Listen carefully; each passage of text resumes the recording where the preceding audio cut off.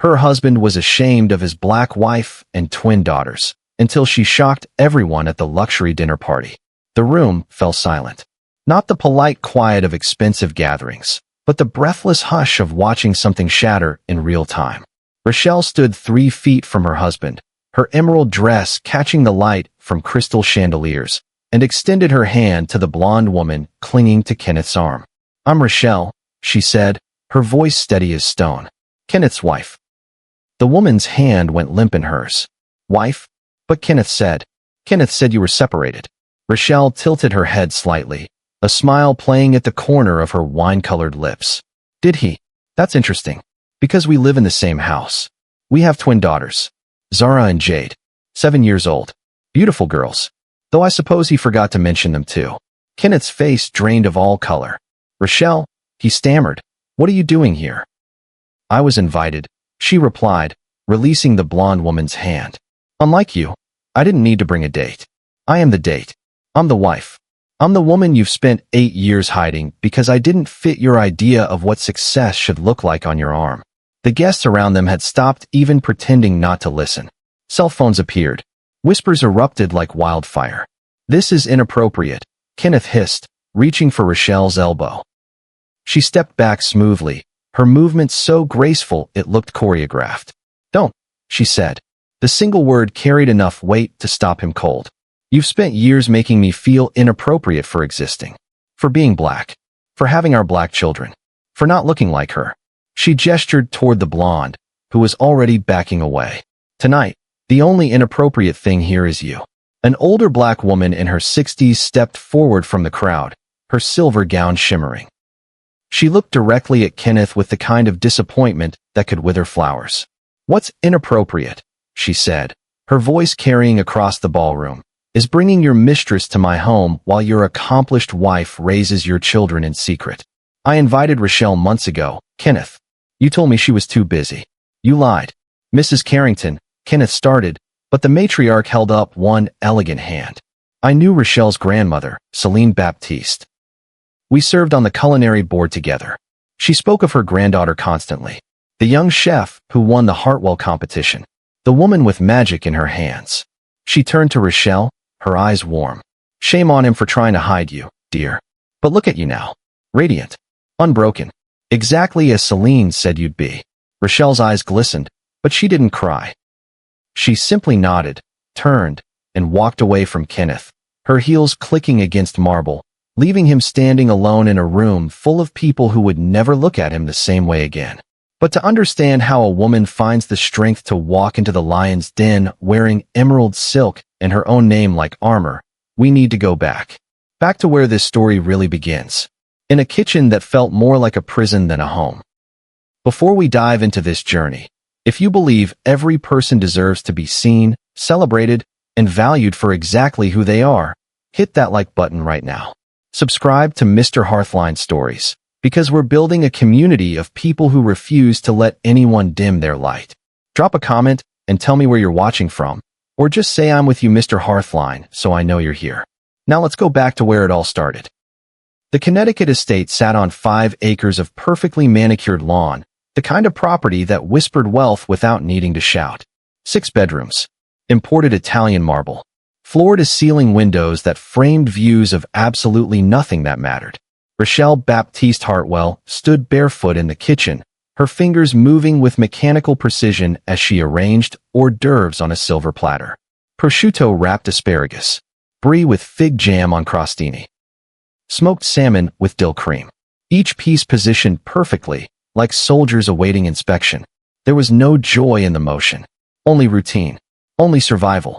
From upstairs, she could hear the faint sound of her daughter's laughter filtering through the thick walls. Zara and Jade. 7 years old. Identical twins with their father's sharp cheekbones and their mother's warm brown skin, their grandmother's curls that coiled like springs when wet. They were playing in their room, probably making a mess of the puzzle Rochelle had bought them last week. The sound of their happiness felt distant, like something happening in another house, another life. Rochelle caught her reflection in the glass door of the double oven. The woman staring back was a stranger. She wore an oversized gray cardigan that hung past her hips, shapeless and deliberate. Beneath it, Yoga pants she'd owned for 3 years, faded at the knees. No makeup. Hair pulled back in a low bun, secured with an elastic band that had lost its grip hours ago. She looked tired. She looked invisible. And that was exactly the point. She hadn't always looked like this.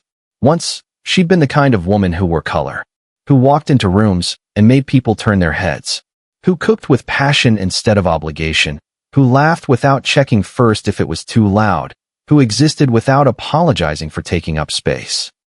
That woman had disappeared somewhere between the wedding and the twins' birth. Maybe before.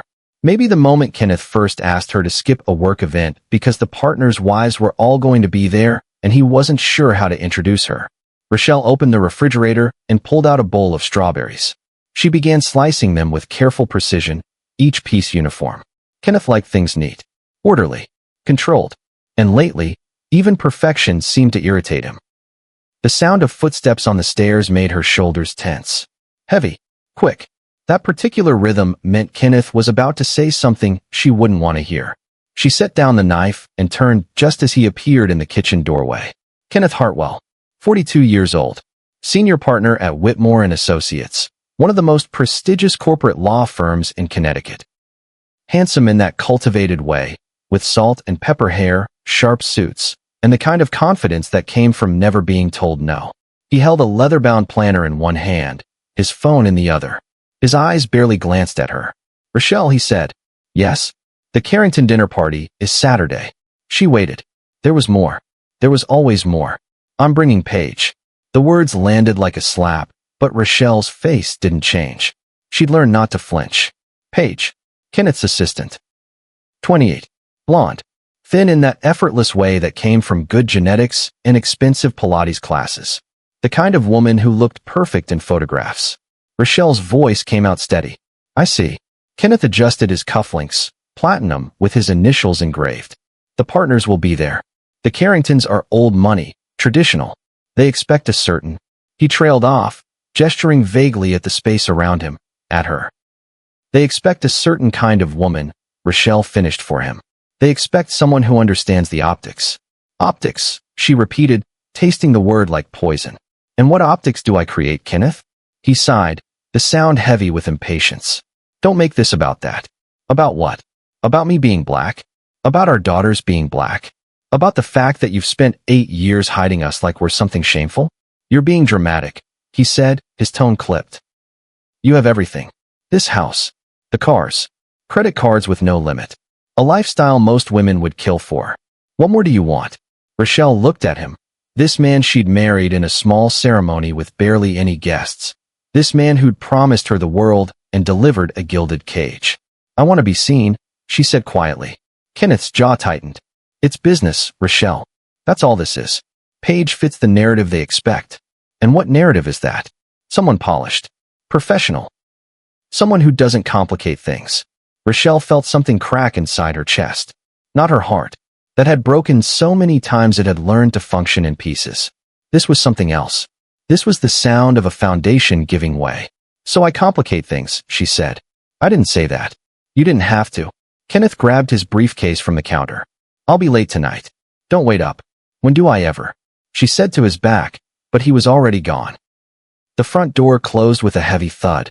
The house settled into silence.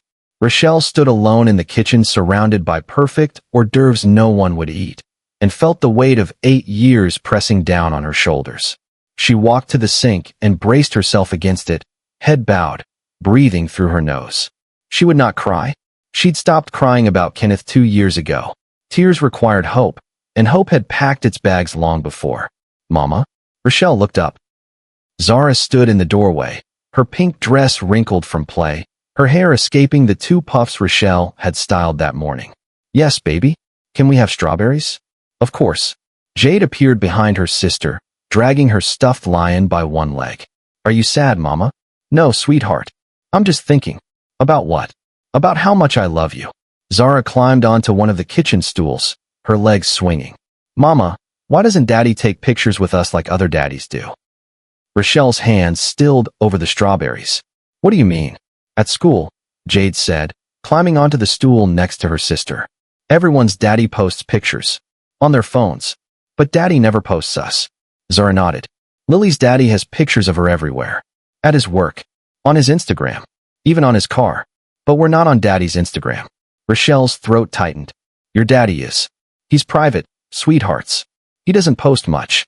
But he posts his car, Jade said. And his office. And that lady with the yellow hair.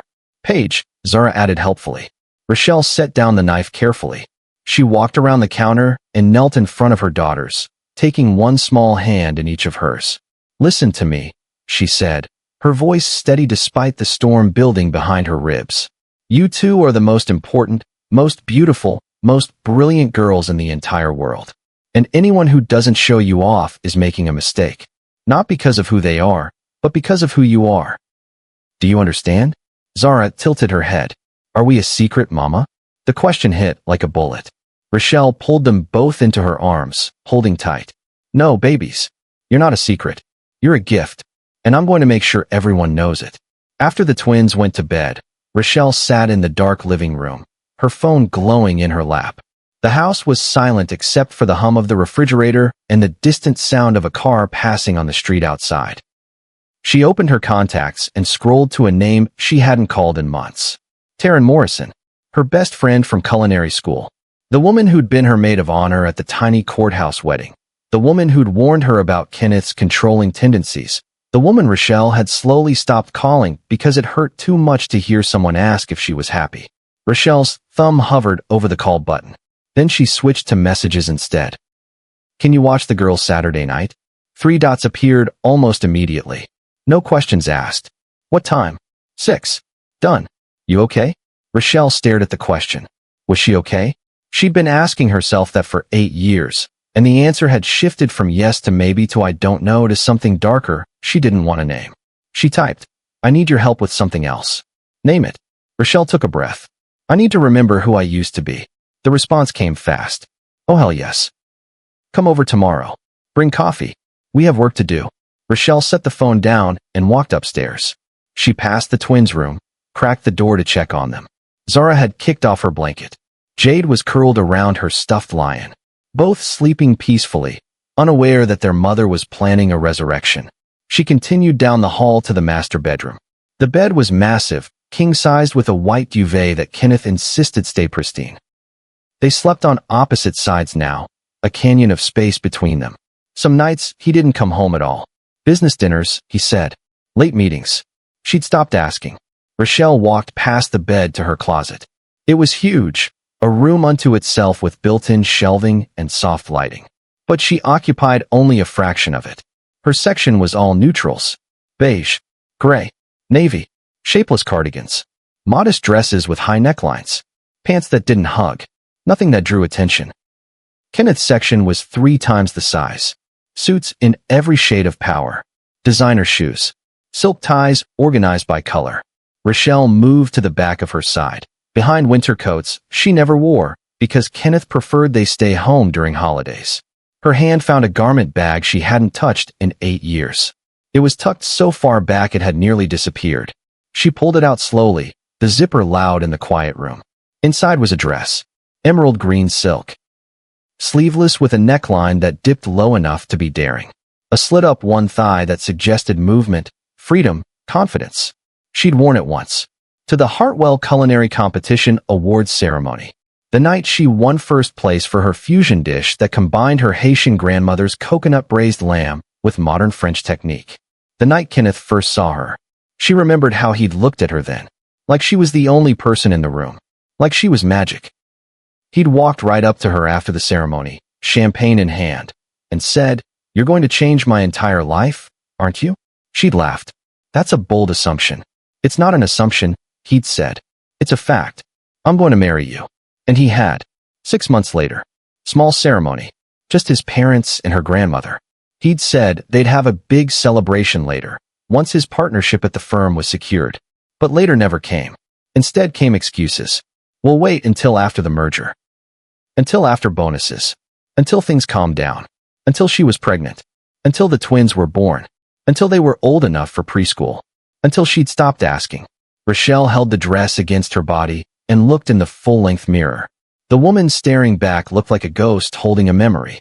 But underneath the shapeless cardigan, Underneath the exhaustion and the careful invisibility, the woman who'd worn this dress was still there, buried, but breathing. Rochelle whispered to her reflection, "Not anymore." The next morning, Rochelle woke before sunrise. Kenneth's side of the bed was empty. She didn't remember hearing him come home. She checked her phone. No messages. She got up, showered, and dressed in jeans and a simple black sweater. Not the usual shapeless uniform, but something fitted. Something that remembered she had a waist. The twins were still asleep when she made breakfast. Blueberry pancakes with whipped cream, their favorite.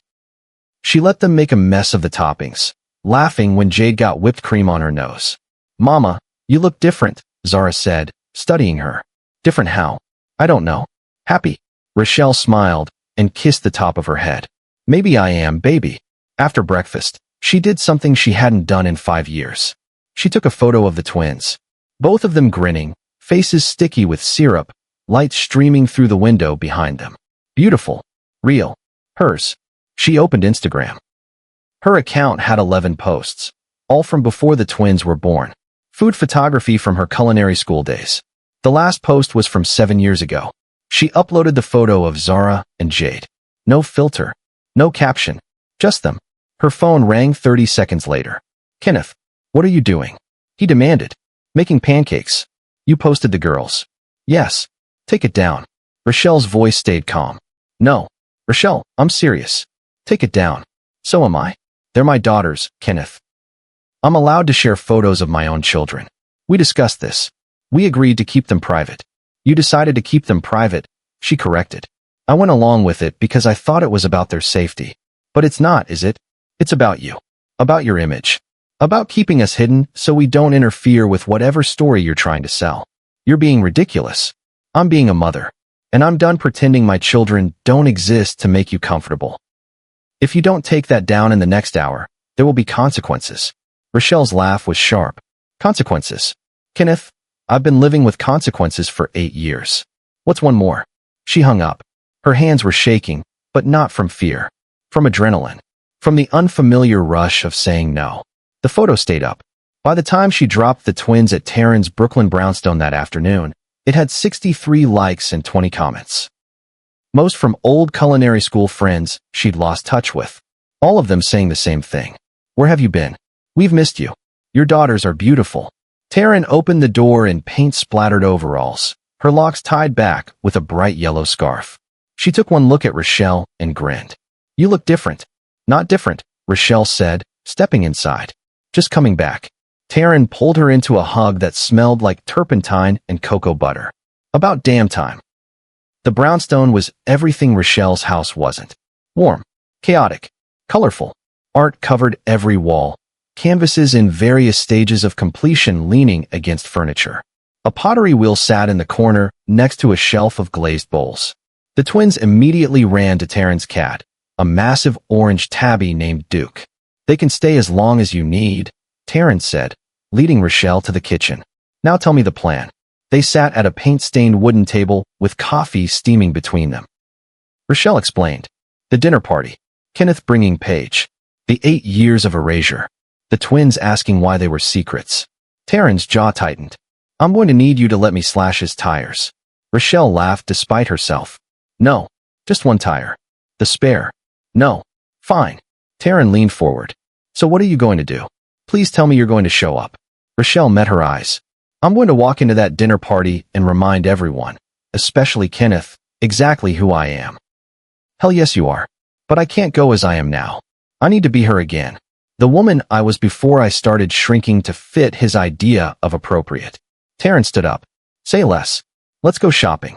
They started in Soho at a boutique called Maison Laurent. The windows displayed clothing that looked more like art than fabric. Rochelle hesitated at the door. "I can't afford this." "Yes, you can," Taryn said, pulling her inside. "You're using his credit card, right?"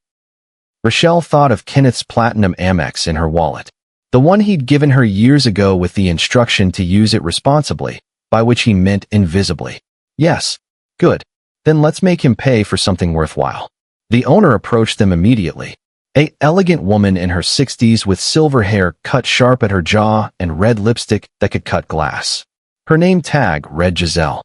"What are we shopping for today?" S.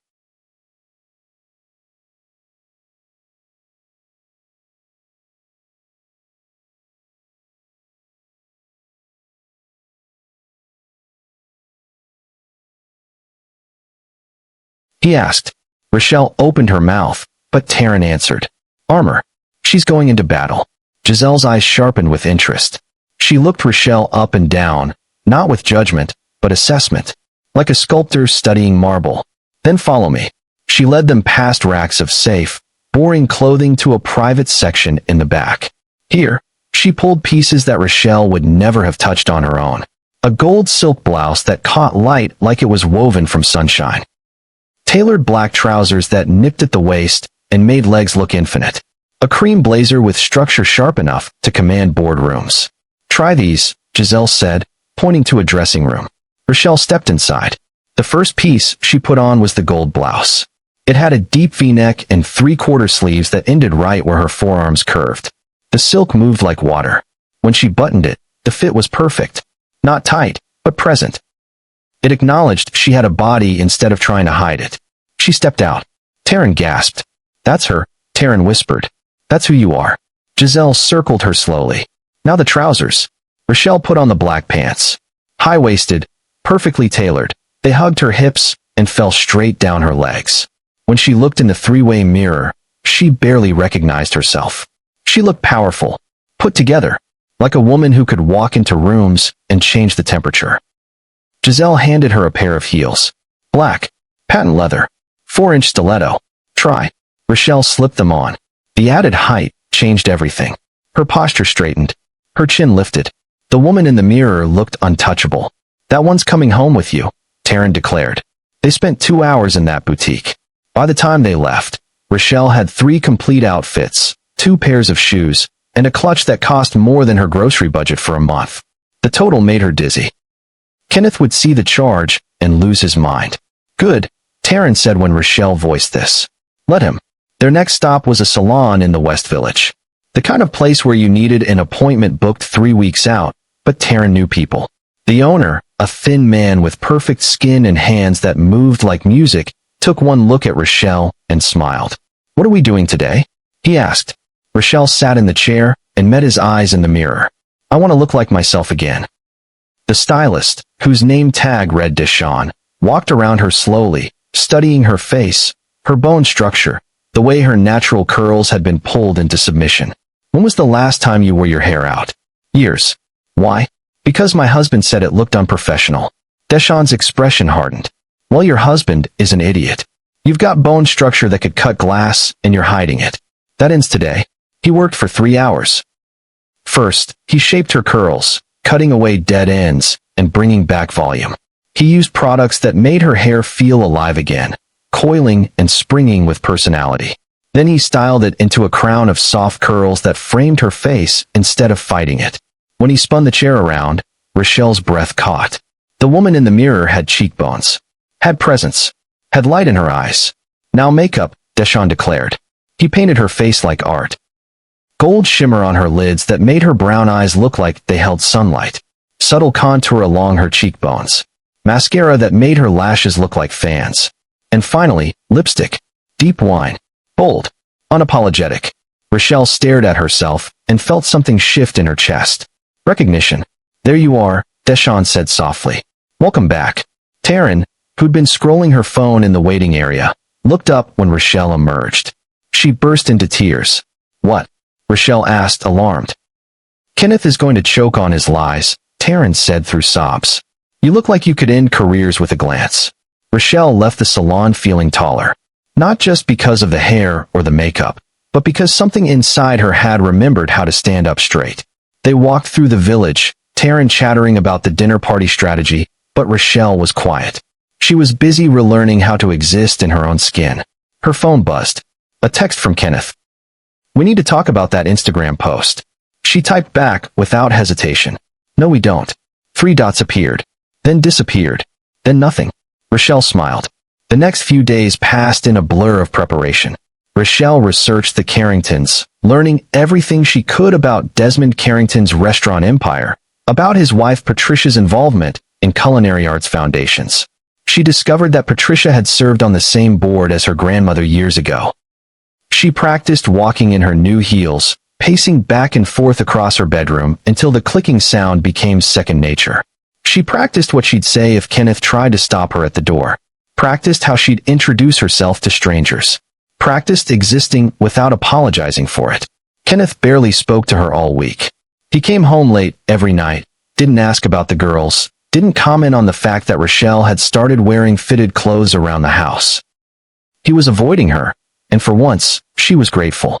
Friday night, after the twins were asleep, Rochelle stood in front of her closet. The emerald dress hung front and center, no longer hidden behind winter coats. She'd had it dry cleaned. Pressed. Ready. She tried it on one more time. The silk slid over her skin like a secret. The fit was different now. Tighter across her hips where she'd carried babies. The zipper needed some convincing. But when she finally got it closed and looked in the mirror, she understood. This dress wasn't about fitting into her past. It was about carrying her past into her present. The woman who'd won that culinary competition hadn't disappeared. She'd just been waiting. Rochelle took photos. Not for Instagram. For herself. She needed proof that this version of her existed. That she could look in the mirror and see power instead of apology. She texted Taryn. "I'm ready." The response came immediately. "You were always ready. Tomorrow you just prove it." Saturday morning arrived with cold sunshine. Kenneth left early without a word. Rochelle heard his car pull out of the driveway before 6 a.m. She didn't get up. She stayed in bed, breathing through her nose, centering herself for what was coming. By 9, she was in the shower. She took her time, used her expensive body wash, the one she'd been saving for a special occasion, shaved her legs, moisturized every inch of skin. This wasn't vanity. This was preparation. Athletes stretched before competition. Warriors sharpened their swords. Rochelle was doing both. The twins FaceTimed from Taryn's at noon. They were covered in paint, helping Taryn work on a mural. "Mama, when are you coming to get us?" Jade asked. "Tomorrow, baby. Are you having fun?" "So much fun," Zara shouted, holding up blue fingers. "Auntie Taryn, let us paint the wall." "Just one wall." Taryn's voice came from off-screen. "And it's my studio, so technically it's enrichment." Rochelle laughed. "Be good for her." "We will." They chorused. Zara leaned closer to the screen. "Mama, you look pretty." "Thank you, sweet girl." "Are you going somewhere special?" Rochelle paused, then smiled. "Yes, I am. I'm going to remind some people who I am."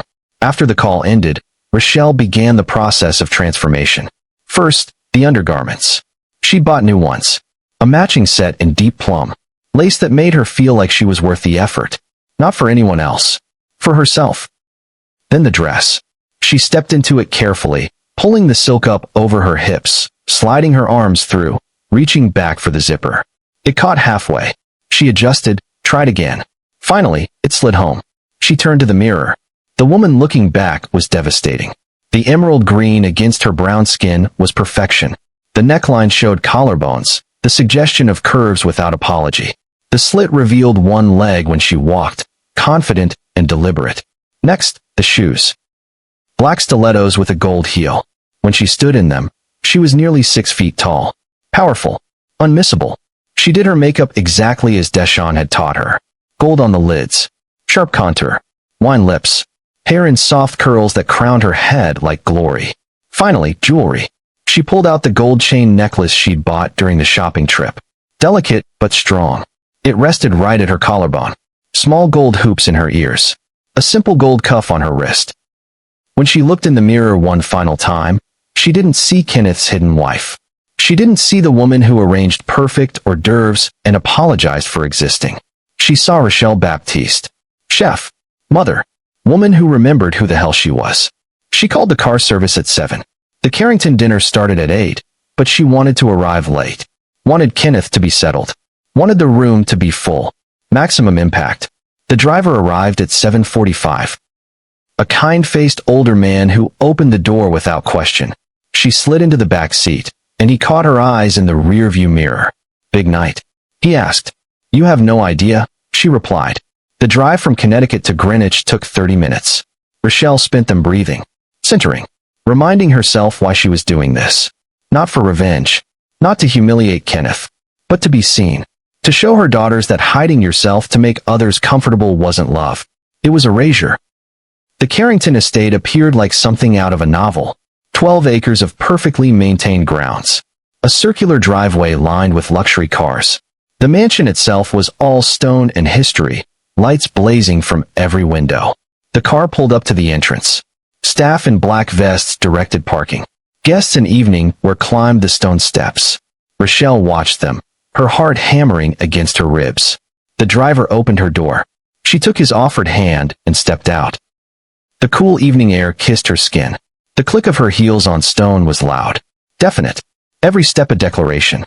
A young man in a bow tie stood at the entrance with a tablet, checking names against the guest list. She approached him slowly. "Name, please?" he asked without looking up. "Rochelle Baptiste Hartwell." His head snapped up.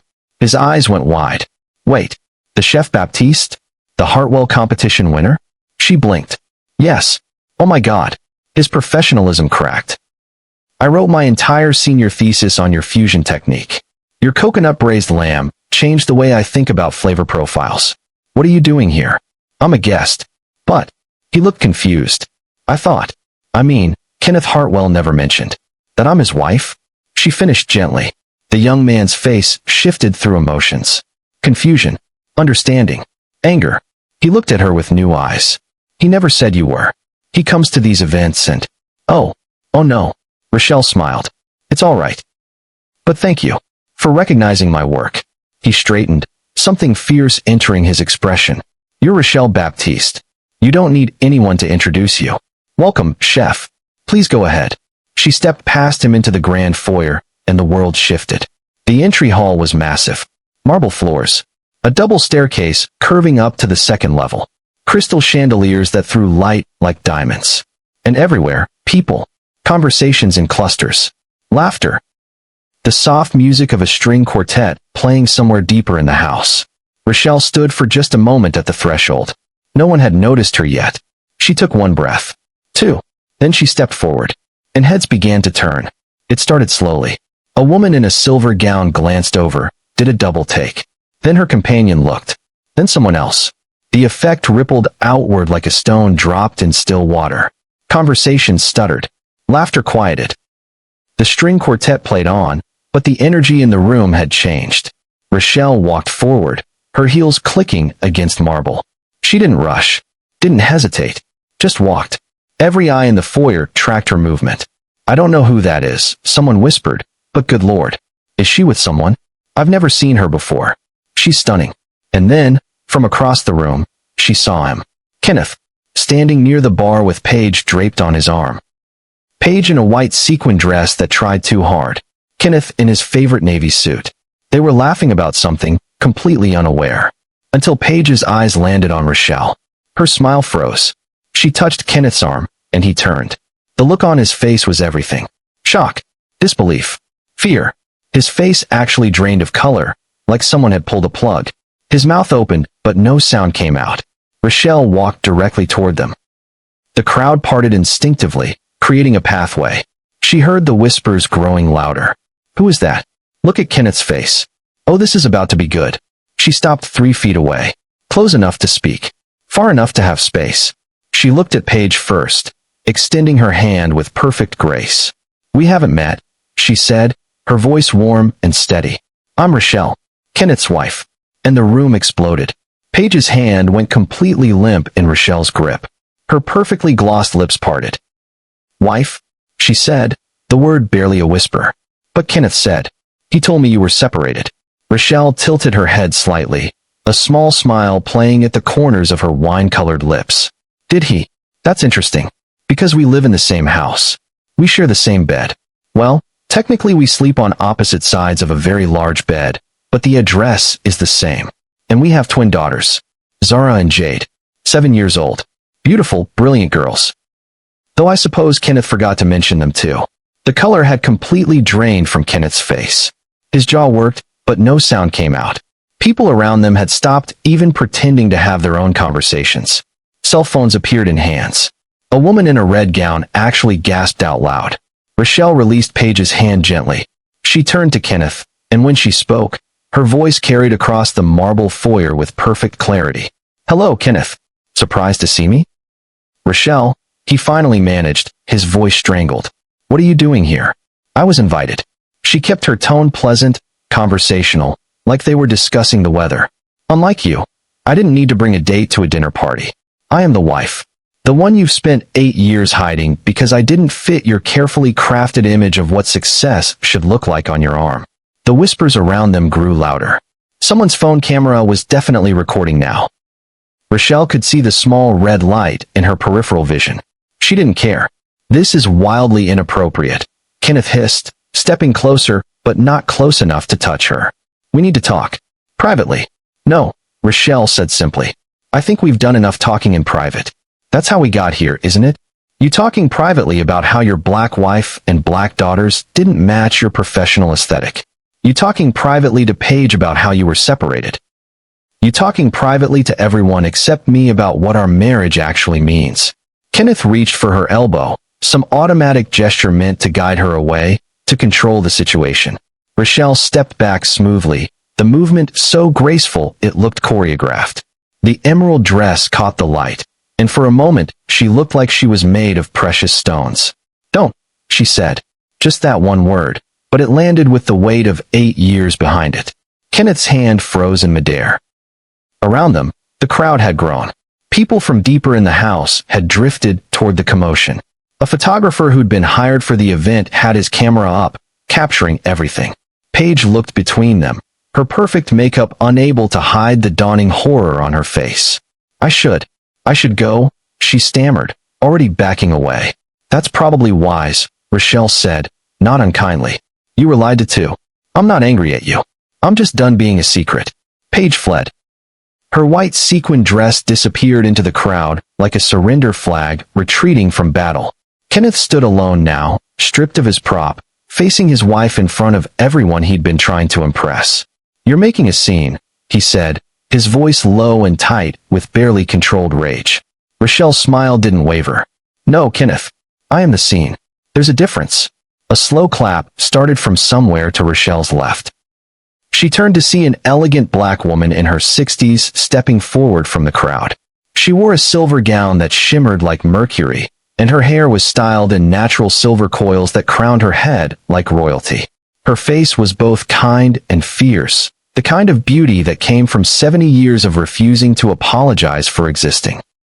What's inappropriate, the woman said, her voice cutting through the murmurs with authority, is bringing your mistress to my home while your accomplished wife raises your children in secret. Mrs. Carrington, Kenneth started, but Patricia Carrington held up one elegant hand, and he fell silent like a child being hushed by a teacher. I invited Rochelle to this dinner party 3 months ago. Kenneth, Mrs. Carrington continued, moving to stand beside Rochelle. You told me she was too busy. You said she was dealing with family obligations and couldn't make it. You lied to me. In my own home. The crowd around them had swelled to at least 50 people now. Someone had apparently paused the string quartet because the house had gone eerily quiet. Every eye was on this tableau. Kenneth in his navy suit, diminished and exposed. Mrs. Carrington in silver, a pillar of righteous anger. And Rochelle in emerald, standing taller than she had in 8 years. Mrs. Carrington turned to Rochelle, and her severe expression softened. I knew your grandmother, she said. Celine Baptiste. We served on the New England Culinary Arts Foundation board together for 15 years. Rochelle's breath caught. You knew Grandmere? I loved her. She was brilliant, fierce, and she never let anyone dim her light. She spoke about you constantly. About her granddaughter who was going to change the culinary world. About the young woman who won the Hartwell competition with a fusion dish that made grown men weep. She was so proud of you. Tears pricked at Rochelle's eyes, but she refused to let them fall. Grandmere passed away 5 years ago. I know. I was at the funeral. Mrs. Carrington's voice gentled. You probably don't remember. There were so many people. But I remember you. You gave the eulogy. Talked about how she taught you that cooking was love made visible. That every dish should tell a story. Rochelle nodded, not trusting her voice. Mrs. Carrington turned back to Kenneth, and her voice hardened to steel. Celine told me her granddaughter had married a lawyer. A promising young man from a good firm. She was hopeful, but about a year before she passed, she called me. Said she was worried. Said her granddaughter was disappearing. Getting smaller. Quieter. She asked if I'd seen you at any foundation events, Rochelle, because she knew you used to attend. I told her no. I'd never seen Kenneth bring anyone to these gatherings. The crowd was utterly silent now. This wasn't just gossip anymore. This was a reckoning. Mrs. Carrington looked at Kenneth with such disappointment, it was almost physical. Your grandmother suspected what I can now confirm. This man has been hiding you. Ashamed of you. Tree.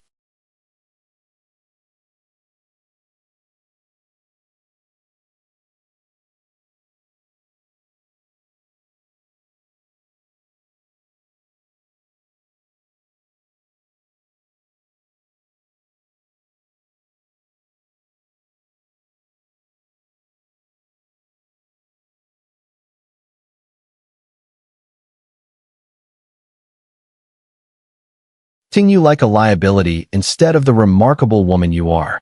She stepped closer to Kenneth, and despite being a foot shorter, somehow she loomed. Shame on you, Kenneth Hartwell. Shame on you for trying to bury someone who deserves to be celebrated.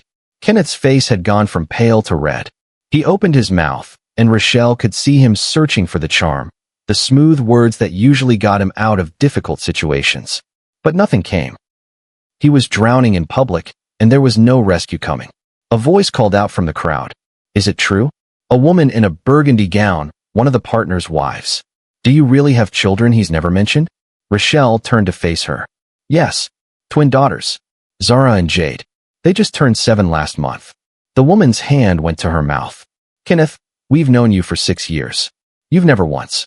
Because he was ashamed, Rochelle said simply. Not of them. They're perfect. He was ashamed of me. Of what having a black family would do to his image in certain circles. The murmurs turned angry now. Someone said that's disgusting. Someone else said how did we not know? A man's voice, older and gruff, said if this is true, there are going to be serious questions about his judgment. A tall man with silver hair stepped forward from the crowd. Desmond Carrington, Patricia's husband. Owner of 3 Michelin-starred restaurants and one of the most respected names in fine dining. He looked at Kenneth like he was studying something unpleasant stuck to his shoe. Kenneth, he said, I think you should leave. Desmond, Kenneth started, but the older man cut him off. I don't want to hear it. You brought your mistress to my home. You lied to my wife. You've been deceptive about your personal life in ways that call your professional integrity into question. Leave. Now. Kenneth's hands clenched into fists at his sides. He looked around the room, searching for an ally, someone who would defend him. But every face showed some combination of shock, disgust, or disappointment. Even the men from his firm, the partners he'd been trying to impress, had taken a step back. This isn't over, Kenneth said, looking at Rochelle with something ugly in his eyes. Yes, it is, Rochelle replied calmly. I filed for divorce on Thursday. You'll be served on Monday. This marriage has been over for years, Kenneth. Tonight is just the public acknowledgement. His face went through several emotions too quickly to name. Then, without another word, he turned and walked toward the entrance. His footsteps echoed on the marble. Someone actually started a slow clap as he left. Others joined. By the time Kenneth pushed through the front doors, half the room was applauding his exit. The doors closed behind him. The applause faded. And Rochelle stood in the center of the foyer, surrounded by strangers, shaking like a leaf. Mrs. Carrington put a warm hand on her arm. Come with me, dear. Let's get you a drink and away from the spectators. She guided Rochelle through the crowd, which parted respectfully now, toward a quieter hallway that led to a private study. Desmond followed, closing the door behind them to muffle the excited chatter that had erupted in the foyer. The study was beautiful. Floor-to-ceiling bookshelves. A fireplace with a fire crackling. Leather chairs arranged in a conversational cluster. Mrs. Carrington poured 3 glasses of bourbon from a crystal decanter and handed one to Rochelle. Drink, she instructed. You've earned it. Rochelle took a sip. The bourbon burned going down, but it was grounding. Real. She sank into one of the leather chairs and realized her legs were trembling. That was the bravest thing I've seen in 20 years, Desmond said, settling into the chair across from her. The stupidest, perhaps, but definitely the bravest. Rochelle let out a shaky laugh. I'm not sure brave is the right word. Desperate, maybe. Patricia sat beside her husband, studying Rochelle with sharp, intelligent eyes. What are you doing now? Professionally, I mean. Nothing. I've been home with the girls since they were born. But you were a chef. An award-winning one. Rochelle looked down at her hands. I was. Kenneth thought it was too demanding. Too unpredictable. He wanted me available for his schedule. For his needs. Desmond leaned forward. Do you still cook? Every day? For my daughters. Sometimes just for myself, late at night when I can't sleep. I experiment. Recreate my grandmother's recipes with new techniques. What was the last thing you made that excited you? Rochelle thought back. 2 weeks ago. I did a riff on griot, Haitian fried pork. But I used a Korean gochujang marinade and served it with a coconut lime crema. The girls loved it. Desmond's eyes lit up. That sounds extraordinary. It was pretty good, Rochelle admitted, feeling herself smile for the first time since the confrontation. Desmond and Patricia exchanged a look. Some wordless communication that comes from 40 years of marriage. Then Desmond turned back to Rochelle. I'm opening a new restaurant in Manhattan, he said. Tribeca. High-end but approachable. I want it to be a place where innovation meets tradition. Where flavors tell stories. Rochelle nodded politely, not sure where this was going. I need an executive chef, Desmond continued. Someone with vision. Someone who understands that food is more than sustenance. It's culture, memory, love made visible. He smiled. I believe your grandmother said something similar. She did. Rochelle, I've been following your career since the Hartwell competition. You were 24 years old, and you made judges cry with your food. Do you know how rare that is? I was one of those judges, by the way. Your coconut braised lamb was transcendent. Rochelle's breath caught. You were there? Front row. I watched you work during the practical exam. You moved through that kitchen like water. Confident. Precise. Creative. And when I tasted your dish, I knew I'd just witnessed someone special. Desmond leaned back in his chair. I tried to recruit you then, but you'd already met Kenneth. You told me you were getting married, starting a family, maybe opening a small catering business eventually. I remember, Rochelle whispered. You gave me your card. Told me to call you when I was ready. Do you still have it? No. Kenneth threw it away. Said I didn't need distractions. Desmond's jaw tightened. Well, I'm giving you another one. He pulled a business card from his jacket pocket and held it out. This restaurant opens in 6 months. I'm offering you the executive chef position. Full creative control over the menu. Profit sharing. Equity stake. And your name on the door. Not mine. Yours. Rochelle stared at the card, not taking it.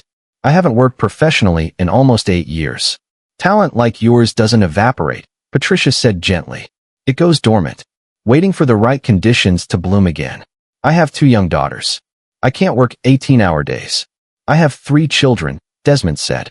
They're grown now, but I remember. We'll structure it so you can be present for your girls. Sous chefs can handle the late nights. You build the vision, create the menu, train the staff. This isn't about exploiting your talent. It's about partnering with it. Rochelle's hand trembled as she finally took the card. Why me? Why now?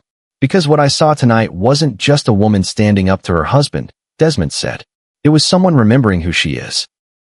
And the woman I saw in that emerald dress is exactly the kind of person I want to build something with. Someone who knows what it means to fight for what matters. Rochelle looked at the card. Simple. Elegant. Desmond Carrington, proprietor. A phone number. An email.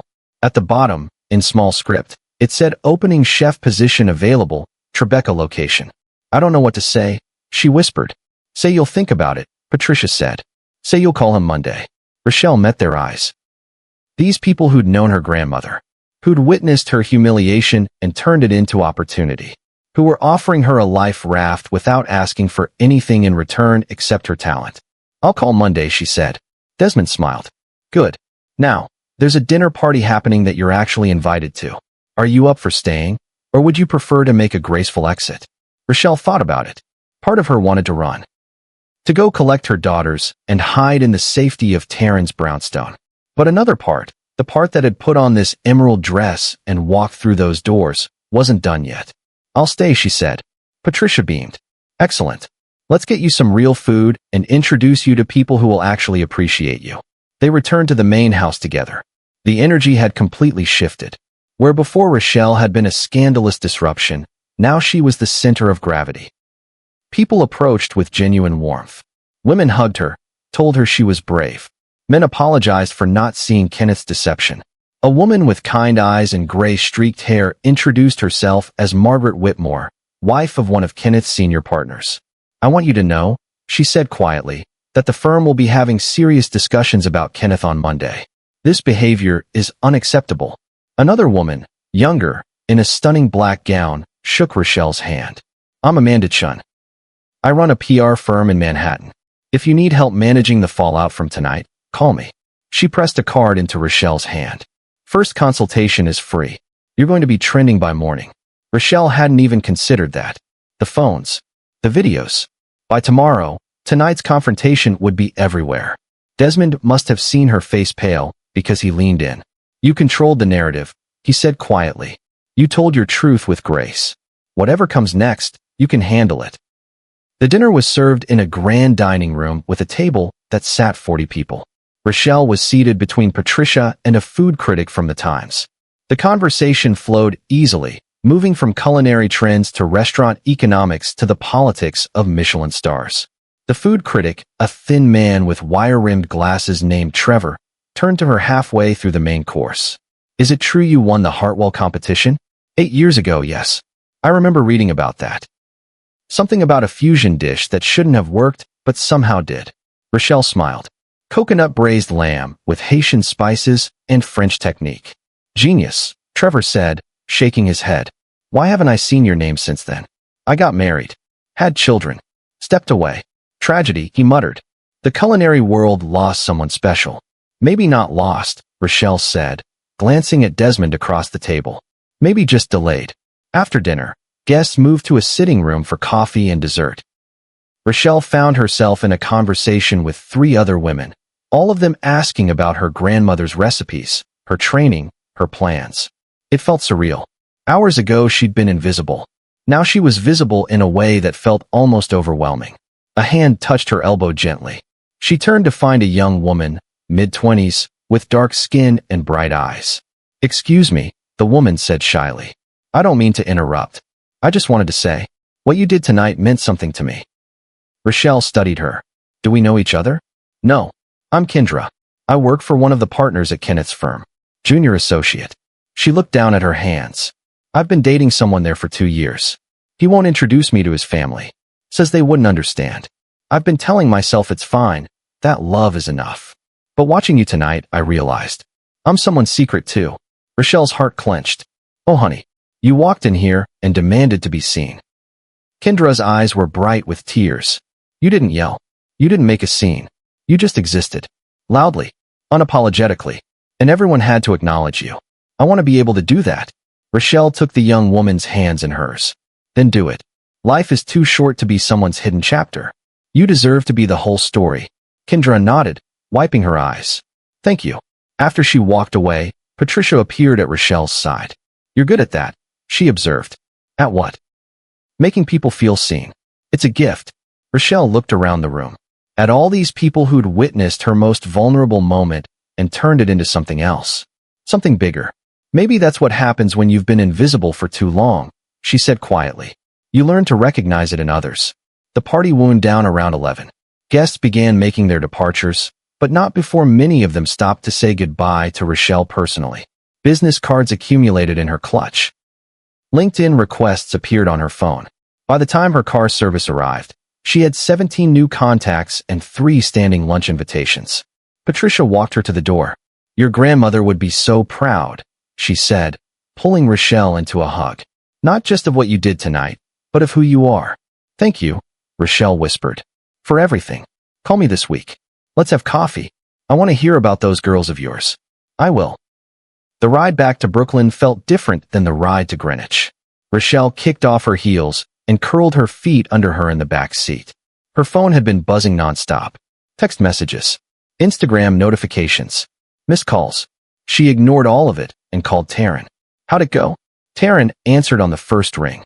I just ended my marriage, got offered a job running a Manhattan restaurant, and became internet famous in the span of 3 hours. Taryn screamed. I knew it. I knew you were magic. Are you okay? Rochelle thought about it. Considered the question seriously. I'm terrified. I'm exhilarated. I'm exhausted. But Taryn, I'm not invisible anymore. No baby, Taryn said softly. You never were. You're just finally letting the rest of the world catch up. When Rochelle arrived at Taryn's brownstone, it was nearly midnight. Taryn opened the door in pajamas, took one look at Rochelle in her emerald dress, and burst into tears. "Stop crying," Rochelle said, but she was crying too. They sat in the kitchen with tea. Rochelle told her everything. Every word of the confrontation.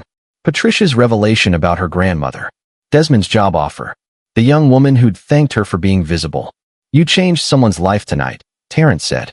"Maybe a lot of someone's. I just wanted to stop hiding." Mission accomplished. Taryn pulled out her phone. "You're trending on Twitter. Number 3. There are videos everywhere." Rochelle watched one of them. Saw herself in emerald, extending her hand to Paige. Heard her own voice saying, "I'm Rochelle, Kenneth's wife." Watched Kenneth's face drain of color. The video had been viewed 1.2 million times. "Oh God," she whispered. "Oh yes," Taryn corrected. "This is good, Rochelle. You told your truth. You did it with grace. You're not the villain here. But Kenneth is going to lose his mind. Kenneth lost his mind when he decided to hide you. This is just consequences arriving." Rochelle stayed in the guest room that night. After checking on the twins, who were sound asleep in Taryn's daughter's old room, she finally changed out of the emerald dress, hung it carefully, stood in front of the mirror in her slip. The woman looking back had the same face as this morning, but something fundamental had shifted. She looked solid, present, real. Her phone buzzed. A text from an unknown number. "This is Desmond Carrington. I wanted to make sure you got home safely. Also wanted to reiterate that my offer is genuine. You have immense talent, Rochelle. I'd be honored to work with you. Sleep well. You've earned it." She saved the number and typed back, "Thank you for tonight. For seeing me. I'll call Monday as promised." His response was immediate. "I'm looking forward to it." Rochelle set down her phone and climbed into bed. Through the window, she could see Brooklyn stretching out below, lights twinkling like promises. Somewhere in Connecticut, Kenneth was probably pacing, planning, trying to figure out how to control a narrative that had already gotten away from him. But here, in this guest room with mismatched furniture and art covering every wall, Rochelle felt something she hadn't felt in 8 years. Peace. She closed her eyes and whispered to the dark, "Thank you, Grandmere, for teaching me that I was never meant to be small." And for the first time in longer than she could remember, she slept through the night. Sunday morning arrived with pale sunlight streaming through Taryn's guest room window. Rochelle woke to the sound of small feet thundering down the hallway. Before she could sit up, her bedroom door burst open and Zara and Jade launched themselves onto the bed. "Mama!" they shrieked in unison. Rochelle caught them both, pulling them close, breathing in the smell of their hair, the weight of their small bodies grounding her to what mattered most. "Good morning, my loves. Auntie Taryn showed us the video," Jade said, her eyes wide. Rochelle's stomach dropped. "What video?" "The one where you told Daddy you're his wife in front of everyone," Zara supplied helpfully. "You look like a princess. A mad princess." Taryn appeared in the doorway holding a coffee mug, looking apologetic. "They saw it on TikTok before I could stop them. It's everywhere, Rochelle. Everywhere." Rochelle closed her eyes briefly. Then she looked at her daughters. "Are you upset?" Jade tilted her head, considering. "No. You looked really pretty. And Daddy looked scared." "Good," Zara declared with the ruthless honesty of 7-year-olds. "You should be scared. He was mean to you." Rochelle's throat tightened. "He wasn't mean," she started, but Jade cut her off. "Yes, he was, Mama. We're not stupid. He never wanted to be with us. He never took pictures. He never told people about us."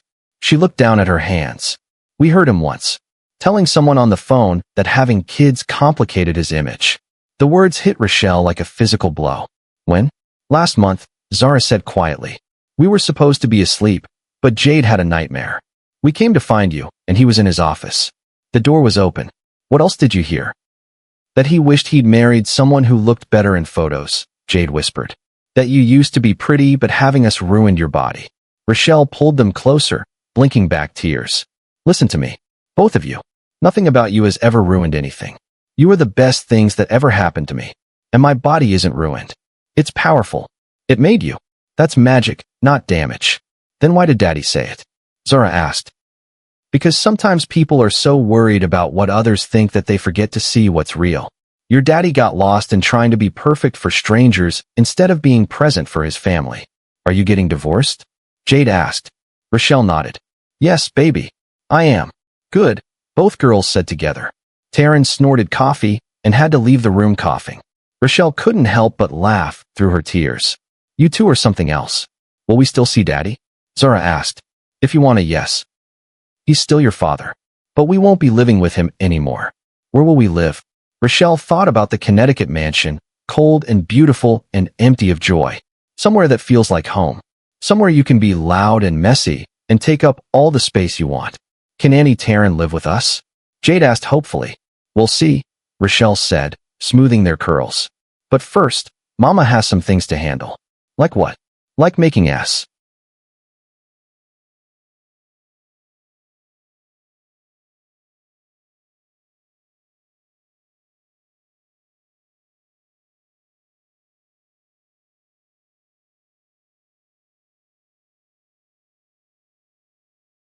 Our new life is exactly what we deserve.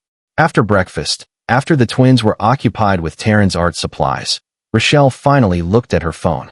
247 notifications.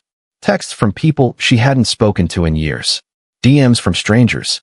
3 voicemails from Kenneth, each one angrier than the last. She deleted them without listening. But there were also messages that made her pause. From Margaret Whitmore, the senior partner's wife. From Amanda Chun, the PR specialist. From women she'd never met who'd seen the videos and wanted to tell her she was brave. One message stood out. From a number she didn't recognize. This is Kendra. We spoke last night. I broke up with him this morning.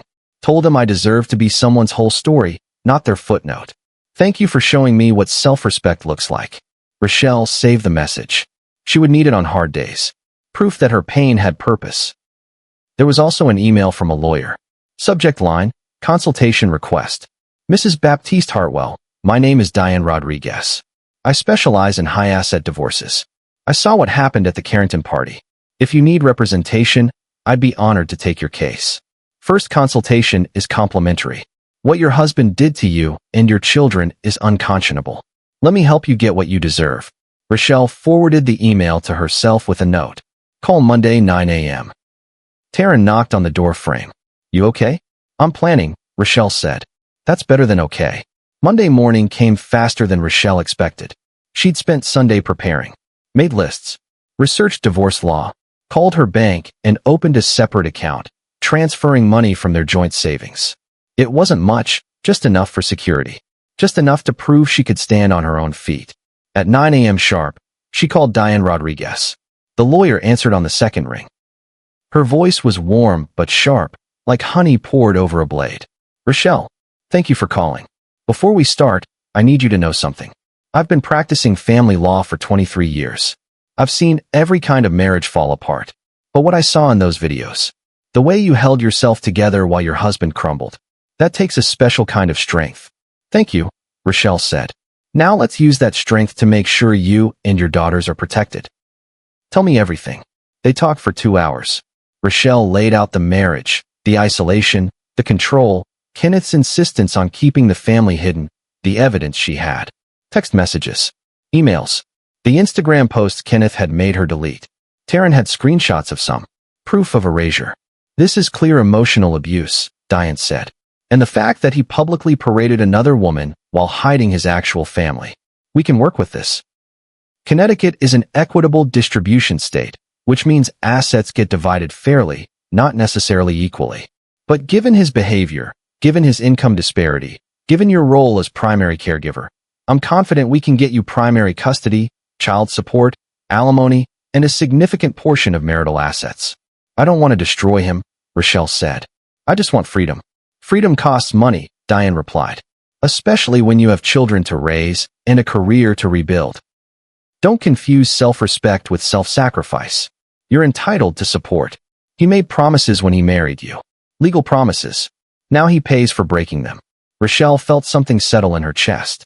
Okay, let's do this. Excellent. I'll draw up the papers today. We'll serve him by end of week. That fast. That fast. Diane's voice softened. Rochelle, I need to prepare you. He's going to fight. Men like Kenneth don't handle loss well. Especially public loss. He's already been humiliated. When he gets these papers, when he realizes he's losing control completely, he may lash out. I can handle it. I know you can. But you shouldn't have to alone. Do you have support? Rochelle thought of Taryn, of Patricia Carrington, of the women who'd hugged her at the party. Yes, I have support. Good. Use them. This process is going to be hard. But on the other side is your life. Your real life. The one you design. After the call, Rochelle sat in Taryn's kitchen with her second cup of coffee. Her hands were shaking, but not from fear. From adrenaline. From the dawning realization that she was actually doing this. Burning it all down to build something new. Her phone rang. Desmond Carrington. She answered. Hello? Rochelle. His voice was warm. I hope I'm not calling too early. I wanted to follow up on our conversation. Have you given any thought to the position? I haven't stopped thinking about it. And Rochelle took a breath. I want it. I want to cook again. I want to create. I want my daughters to see me doing something I love instead of just surviving something I tolerate. Music to my ears, Desmond said.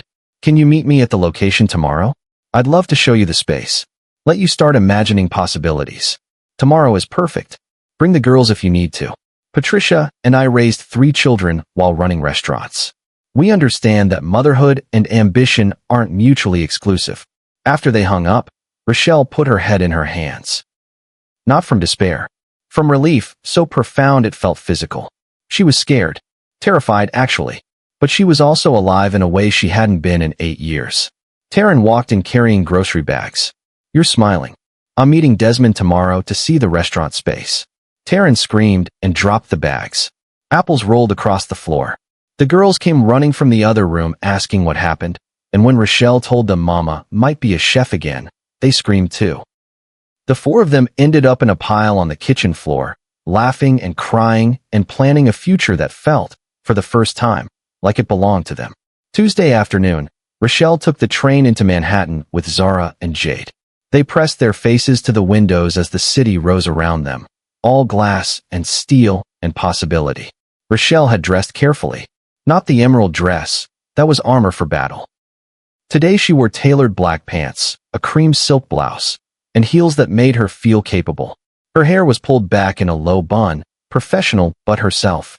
The restaurant location was in Tribeca, tucked on a corner with enormous windows and exposed brick.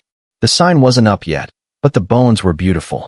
Desmond met them outside, dressed casually in jeans and a button-down, looking more like someone's kind uncle than a restaurant mogul. You must be Zara and Jade, he said, crouching to their level. I've heard wonderful things. Are you the man giving Mama a job? Jade asked. I'm the man hoping your Mama will say yes to running my restaurant. She already said yes, Zara supplied helpfully. Desmond grinned at Rochelle. Smart girls.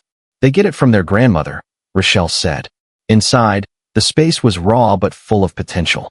High ceilings with industrial lighting. An open kitchen concept where diners could watch the magic happen.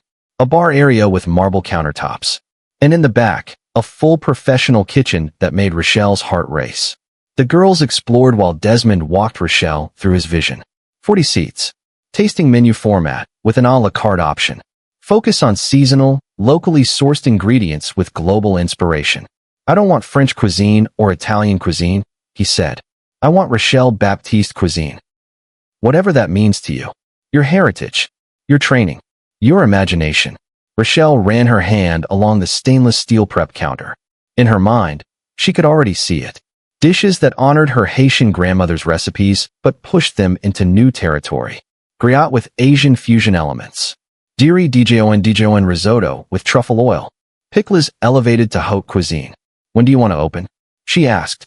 6 months. Is that enough time? To build a menu, hire staff, train them, and launch? She looked around the empty kitchen. It'll be tight. But possible? She met his eyes. With the right team, yes. You'll have the right team. I've already got 3 sous chef candidates lined up for you to interview.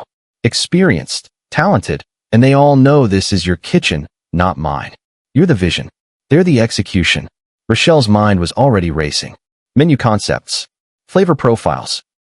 The way she'd plate the coconut braised lamb that had won her the Hartwell competition 8 years ago. She could update it. Make it even better. Mama, Jade called from the dining area. Can we eat here when it opens? Every single day if you want, Rochelle called back. Desmond smiled. Actually, I was thinking. 1 night a week, family dinner service. Smaller menu. More casual. A place where parents can bring children and not worry about the noise. Your girls could help. Learn the business from the ground up. You do that? I believe restaurants should be part of communities, not separate from them. And I believe children who grow up understanding food, understanding work, understanding that their mother is brilliant. Those children change the world. Rochelle had to turn away before he saw her cry. She walked to the windows overlooking the street. People passed by, some in suits rushing to meetings, some in casual clothes pushing strollers. Soon, some of them would be her customers, would sit at her tables, would taste her food, and, if she did this right, would feel something. I'm in, she said. Fully in. Then let's build something extraordinary. That night, back at Taryn's, Rochelle couldn't sleep. Her mind spun with recipes, with timelines, with everything that needed to happen. She pulled out a notebook and started writing. Menu ideas, staffing needs, a budget breakdown. By 3 a.m., she had the skeleton of a plan. Wednesday morning, Diane called. Kenneth's been served. Let's just say he's not taking it well. Define not well. He called my office 14 times. Showed up in person twice. Security had to escort him out the second time. He's demanding to speak to you. Absolutely not. That's what I told him. All communication goes through me now. But Rochelle, he's contesting everything. Custody, assets, even the timeline of the marriage. He's claiming you abandoned the relationship first. That's insane. I've been home raising his children while he paraded his mistress around. I know. And we have proof. But this is going to get ugly before it gets better. Are you prepared for that? Rochelle thought about the emerald dress. About walking into that ballroom knowing she'd detonate her entire life. About choosing truth over comfort. Yes, I'm prepared. Good. We have a court date in 3 weeks for the preliminary hearing. In the meantime, I need you to document everything. Every interaction with Kenneth. Every expense. Every moment with the girls. Build me a case that's unbreakable. Consider it done. Over the next 2 weeks, Rochelle built 2 futures simultaneously. During the day, she worked on the restaurant, met with potential sous chefs, and hired 2. A young woman named Kimberly with Afro-Cuban roots and knife skills that bordered on art. And Marcus, a quiet man in his 40s who'd trained in French kitchens, but wanted to do something more innovative. She developed the core menu. 12 dishes for the tasting menu. Each one a story. The coconut braised lamb, updated with a coffee rub, and served with sweet plantain puree. A play on Haitian soup jumu, served as an elegant consommé with saffron and pumpkin tortellini. A cra, traditional salt cod fritters, elevated with a mango scotch bonnet aioli. Desmond tasted everything and kept saying yes. At night, she documented her marriage for Diane. Found old emails where Kenneth had explicitly told her not to attend firm functions. Text messages where he'd criticized her appearance. Photos she'd posted and been forced to delete. A paper trail of erasure. The twins adjusted to their new routine. They stayed with Taryn during the week while Rochelle worked on the restaurant. Weekends, Rochelle rented a small apartment in Brooklyn, nothing fancy, just 2 bedrooms and a kitchen where she could experiment with recipes while the girls did homework at the counter. It wasn't the Connecticut mansion, but it was theirs. And for the first time, it felt like home. Kenneth tried to call 47 times in those 2 weeks. Rochelle blocked his number. He tried to show up at Taryn's once.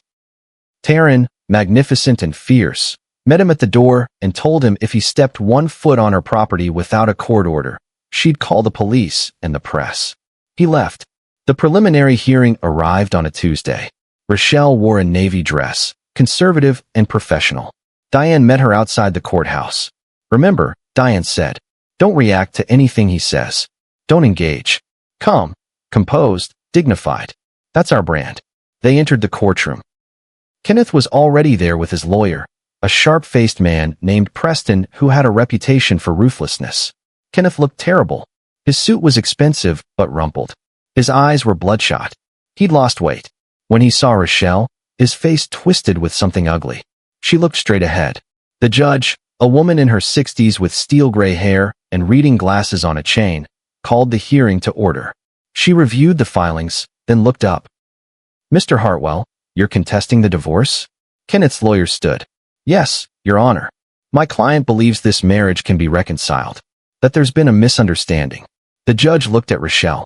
Mrs. Baptiste Hartwell, is there a misunderstanding? Rochelle stood. Her voice was clear. No, Your Honor. I filed for divorce because my husband has been emotionally abusive for the duration of our marriage. He has hidden our family from his professional life, refused to publicly acknowledge our children, and engaged in an extramarital affair.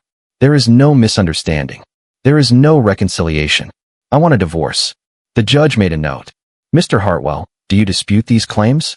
Kenneth shot to his feet before his lawyer could stop him. This is absurd. I provided for her. I gave her everything. A home, financial security, a lifestyle most women dream of. The judge's expression didn't change. That's not what I asked. Do you dispute that you hid your family and engaged in an affair? Kenneth's jaw worked. The relationship with Miss Page was not physical, but it was a relationship. We were close. Professionally.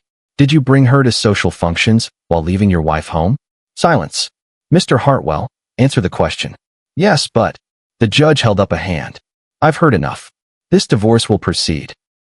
We'll schedule mediation for asset distribution and custody arrangements. In the meantime, temporary orders. Mrs. Baptiste Hartwell retains primary physical custody of the minor children. Mr. Hartwell will have supervised visitation every other weekend, pending psychological evaluation. Kenneth exploded. Supervised visitation? They're my daughters. The judge's voice turned to ice. Mr. Hartwell, you just admitted in my courtroom that you've been hiding your daughters for their entire lives. Until you can demonstrate that you're prepared to be a present father rather than an absent one, your time with them will be supervised. Do you understand? Kenneth looked like he'd been slapped. He sank into his chair. Court adjourned. The judge stood and left. In the hallway, Diane squeezed Rochelle's arm. That was perfect. You were perfect. I just told the truth. Sometimes that's all it takes. Kenneth tried to approach as they were leaving, but Diane stepped between them. All communication through me, she said firmly. Walk away, Kenneth. Rochelle, please, he said, his voice cracking. Can we just talk? Rochelle looked at him. Really looked. This man who'd promised her the world. Who'd made her feel like she was too much and not enough simultaneously. Who'd stolen 8 years of her life and tried to steal her identity. We have nothing to talk about, she said quietly. You made your choices. Now live with them. She walked away without looking back. That night, Rochelle cooked. Not for the restaurant. Not for practice. Just for herself. She made her grandmother's griot, the way she remembered it. Chunks of pork marinated overnight in citrus and Scotch bonnet peppers, fried until crispy, served with pickles and fried plantains. The twins sat at the counter watching, asking questions about ingredients and techniques. Rochelle answered each one, teaching them the way her grandmother had taught her.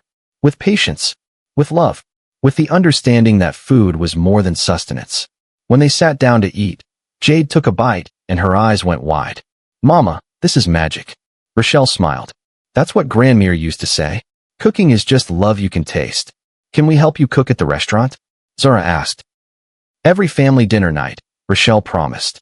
You can be my official taste testers. They ate together in the small Brooklyn apartment, and Rochelle felt something she hadn't felt in the Connecticut mansion. Fullness. Not in her stomach. In her life. The next 3 months blurred together in controlled chaos. The restaurant build-out continued. Rochelle worked 16-hour days some weeks, balancing menu development with staff training with ensuring Zara and Jade felt secure. Taryn helped, keeping the girls when Rochelle had late meetings, providing a stability that made everything possible. The divorce mediation was brutal.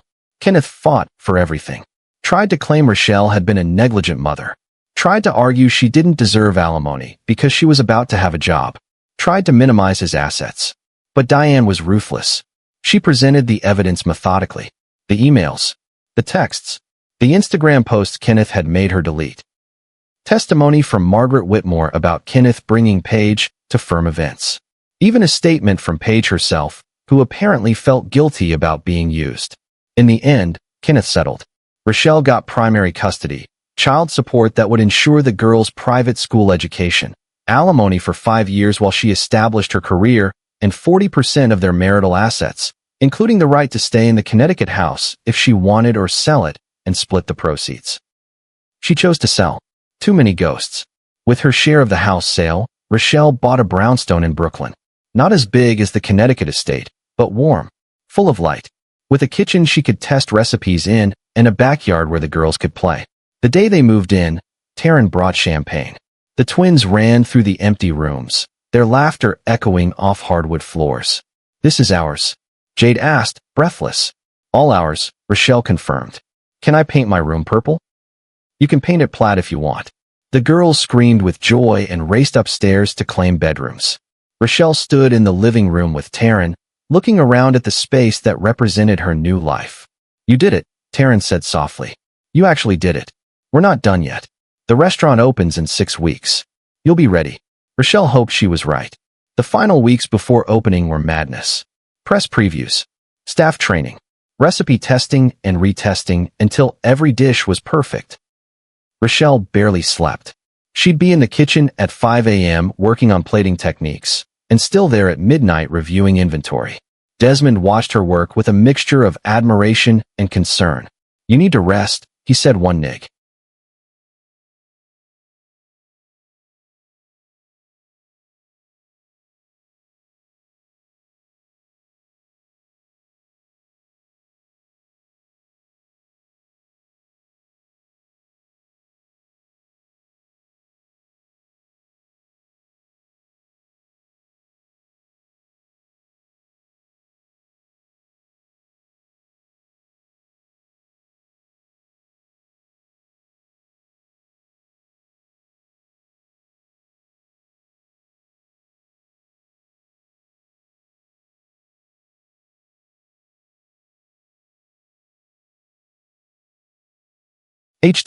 I'll rest after opening. If you burn out before opening, there won't be one." Rochelle set down her knife. "I'm fine. You're running on fumes and stubbornness." She laughed despite herself. "That's been my fuel for months." "I know, and it's gotten you here. But now you need to trust your team. Trust that you've built something strong enough to stand without you holding it up every second." It was good advice. Rochelle started delegating more. Let Kimberly handle the prep work. Let Marcus finalize the wine pairings. Spent actual time with her daughters instead of falling into bed exhausted. 1 week before opening, Patricia Carrington stopped by for a preview tasting. She brought 3 food critics and 2 lifestyle influencers. Rochelle served them the full tasting menu. 12 courses, each one a revelation. By the end, Patricia had tears in her eyes. "Your grandmother would be so proud," she whispered. The critics were effusive. One of them, Trevor from the Times, told Rochelle he'd never tasted anything like her Jumu consommé. It's simultaneously comforting and challenging, familiar and completely new. This is going to change how people think about Haitian cuisine. The article ran 3 days before opening.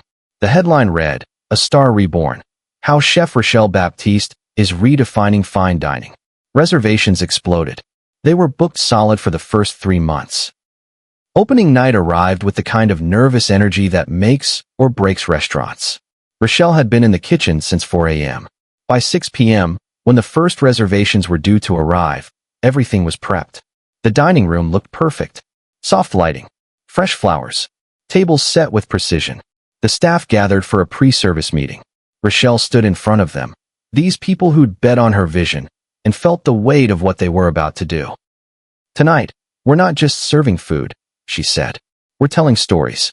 Every dish that leaves this kitchen should make someone feel something. Comfort, joy, surprise, connection. That's our job. Not perfection. Connection." The staff nodded, some of them visibly emotional. "Let's make Grandmere proud," Rochelle said. They put their hands together in the center. Rochelle counted down. 3, 2, 1. Service. The first guests arrived. Among them, Patricia and Desmond Carrington. Margaret Whitmore and her husband. Amanda Chun, the PR specialist. Taryn with a date, glowing with pride. And in the back corner, Kendra, the young woman from the dinner party, with a new girlfriend who looked at her like she hung the moon. But the most important table was number 7, reserved for 2 small girls in matching emerald dresses. Zara and Jade sat with Taryn's daughter, a teenager who'd agreed to supervise. They waved at Rochelle through the kitchen window. Rochelle waved back, then turned to her team. "Let's do this." The night unfolded like a symphony. Course after course left the kitchen. Each played a work of art. Rochelle could hear the reactions from the dining room. Gasps, moans of pleasure, requests to meet the chef. She stayed in the kitchen for most of service. This was where she belonged. Creating, leading, doing what she was meant to do. Between courses, she stepped out briefly to check on the twins. They devoured their specially prepared kids' menu versions of her dishes and were now eating dessert with chocolate on their faces. "This is the best night ever," Jade declared. "Even better than when we painted Annie Taryn's wall," Rochelle teased. "Even better than that," Zara confirmed solemnly. After service ended and the last guests had left, the staff gathered in the dining room. Desmond had brought out champagne. Everyone was exhausted but exhilarated. "To Chef Rochelle," Desmond said, raising his glass, "who proved that the best revenge is living beautifully." Everyone cheered. Rochelle accepted the toast with a smile, but she shook her head. This wasn't about revenge. This was about resurrection. Patricia hugged her tightly. "The review is going to be spectacular. I heard Trevor talking. 5 stars minimum." And she was right. The review ran the next day. 5 stars. The closing line read, "Chef Baptiste doesn't just cook food. She serves liberation on a plate." Every dish is a reminder that the most powerful thing a woman can do is remember who she is. This restaurant isn't just excellent. It's essential. The restaurant, simply named Baptiste, became the hardest reservation in Manhattan within a month. Celebrities came. Food bloggers flew in from other countries. But Rochelle's favorite nights were still the family dinner services, when parents brought their children and everyone relaxed. When Zara and Jade helped in the kitchen, learning to julienne vegetables and whisk vinaigrettes. One night, 3 months after opening, Rochelle was working on a new dish when her phone rang. Unknown number. She almost didn't answer, but something made her pick up. "Hello? Rochelle." It was Kenneth. His voice was small. Broken. "Please don't hang up." She should have. But curiosity kept her on the line. "What do you want, Kenneth?" He paused. "I saw the Times article. The photos of the restaurant. You look happy." "I am. I'm glad." He didn't sound glad. He sounded devastated. "I've been going to therapy, trying to understand why I did what I did. Why I hid you. And what did you learn? That I was a coward. That I was so desperate to fit into a world that didn't matter that I destroyed the one thing that did. You. Us. Our family." Rochelle leaned against the counter. "That's quite the revelation. I'm not calling for forgiveness. I know I don't deserve that. I wanted you to know that I see it now. What I lost. Who you are. Kenneth, I spent 8 years waiting for you to see me. To value me. I'm not waiting anymore. I know." His voice cracked. "The girls came for visitation last weekend. They told me about the restaurant. About your brownstone. About how happy they are. And I realized. They're happier without me. You're happier without me. I made everyone miserable trying to be someone I thought I should be." Rochelle felt something soften in her chest. Not forgiveness. Not reconciliation. Just closure. "We all make choices," she said quietly. "You made yours. I'm making mine. The difference is, I'm choosing us. Myself and my daughters. You chose an illusion. I know. I hope you find peace, Kenneth. Really. But you won't find it with me. I know that too." He took a breath. "For what it's worth. I'm sorry. For all of it." "Okay," Rochelle said. "Goodbye, Kenneth." She hung up and stood in her quiet kitchen. Outside, Brooklyn hummed with life. Inside, she felt nothing. No anger. No satisfaction. Just the gentle relief of a chapter finally, completely closed. Her phone buzzed. A text from Zara. "Mama, when are you coming home? We miss you." "On my way, baby. 20 minutes. She cleaned her station, locked up, and headed home. The brownstone glowed with warm light when she arrived. Through the window, she could see the twins at the kitchen table with Taryn, working on some craft project that involved entirely too much glitter. Rochelle stood on the stoop for a moment, just looking. This life, this beautiful, chaotic, imperfect life she'd built from the ashes of everything she'd lost. She walked inside to laughter and glitter and love. 6 months later, the James Beard Foundation nominated Baptiste for Best New Restaurant. Rochelle was nominated for Best Chef. They didn't win either category, but standing in that ballroom in a new emerald dress with her daughters beside her, Rochelle realized she didn't need the award. She'd already won. The restaurant thrived. Rochelle hired more staff, promoted Kimberly to head sous chef, and started working on a cookbook. Grandmere's Legacy, Recipes for Remembering Who You Are. She dated occasionally.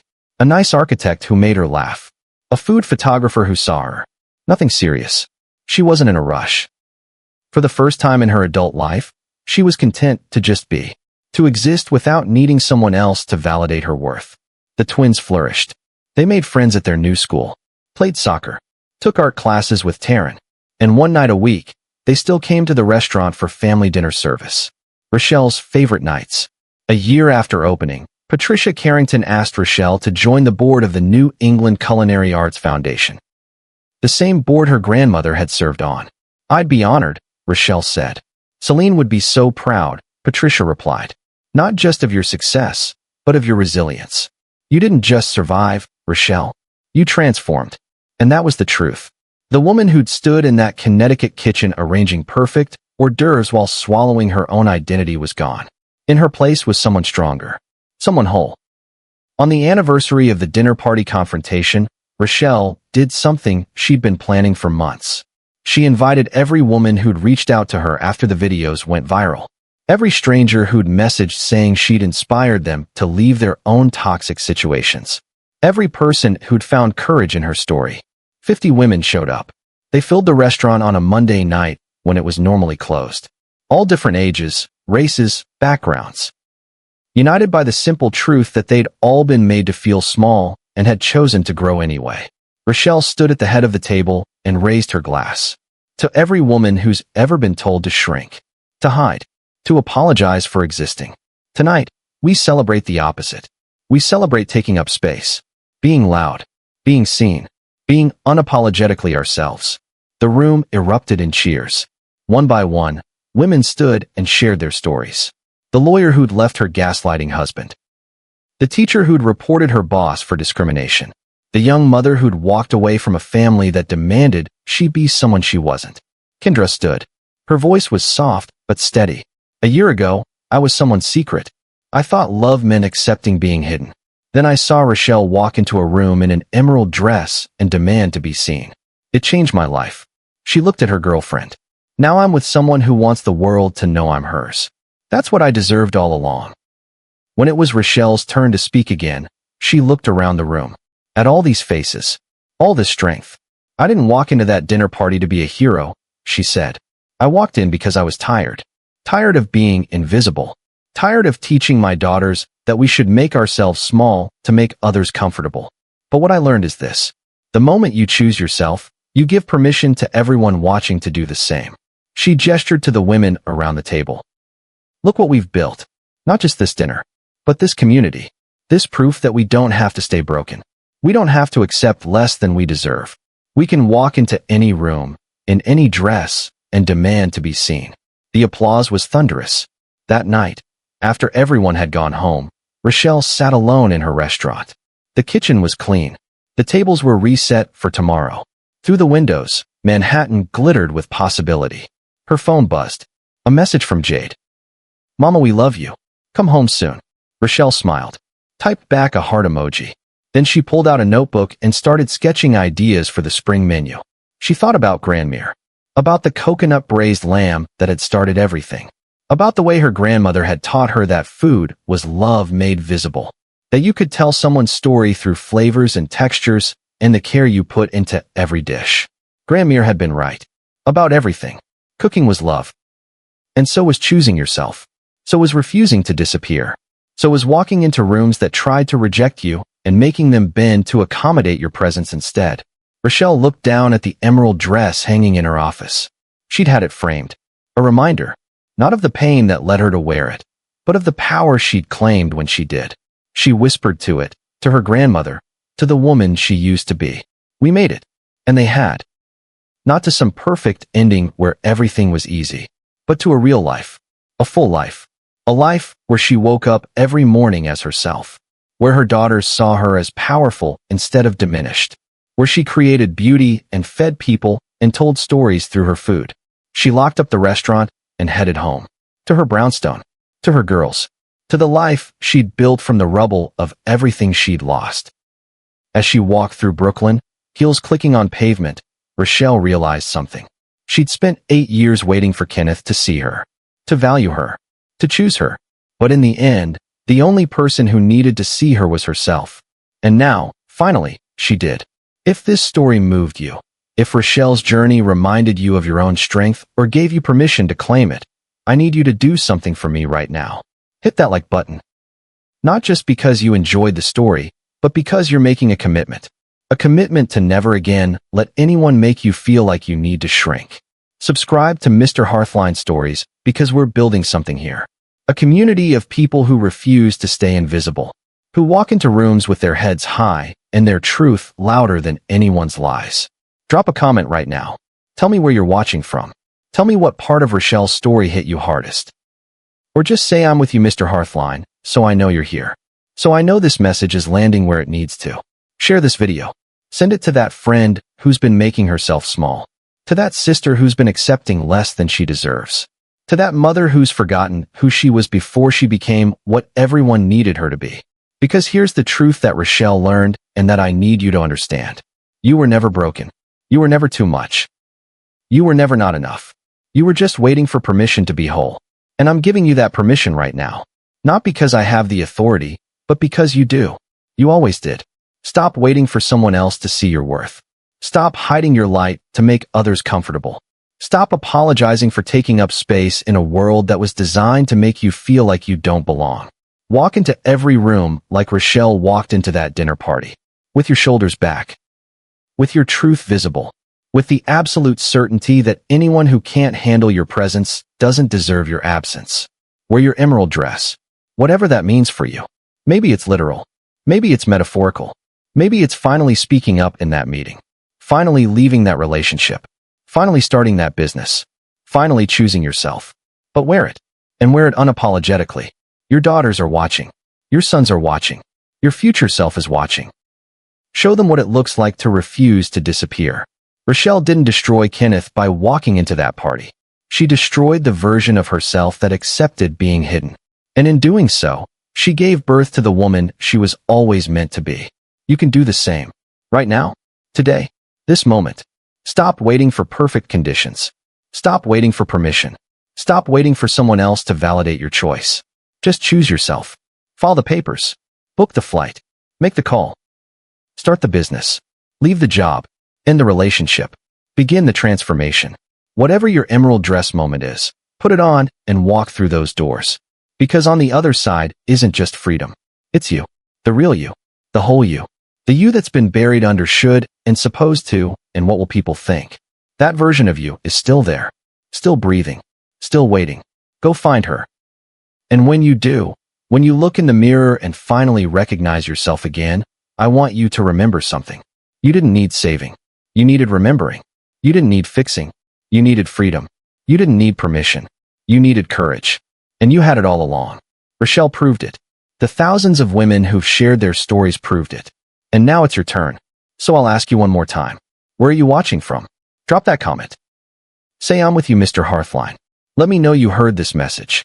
That you're ready to stop hiding. That you're ready to be seen. Because your story isn't over. It's just beginning.